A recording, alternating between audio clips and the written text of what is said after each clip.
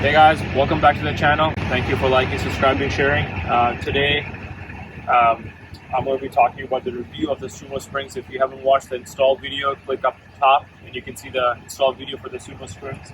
So it has been about 5 or 6 days, 4 or 5 days since the Sumo Springs have been installed. Been driving the truck around. Again, these were the light install. They're also medium and heavy.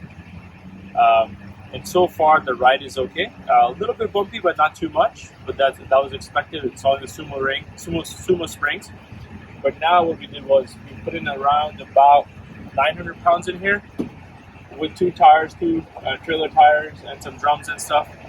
And I'll show you how much the bed has gone down. So initially, if you remember, if you watched the video up top that I was talking about, towards the end, I think it was about 40 inches from the ground, the bed fender is. So right now, it's sitting at about 38 inches.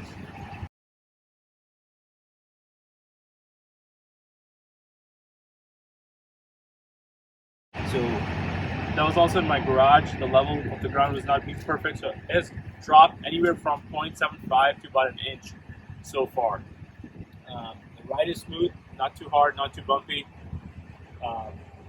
The truck rides fine, and now with the weight of the truck, you also don't feel like the bed is leaning down as well.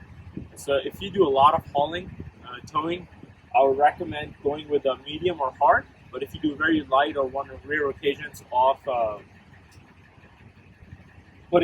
hauling and putting stuff in your bed, then I would go with light.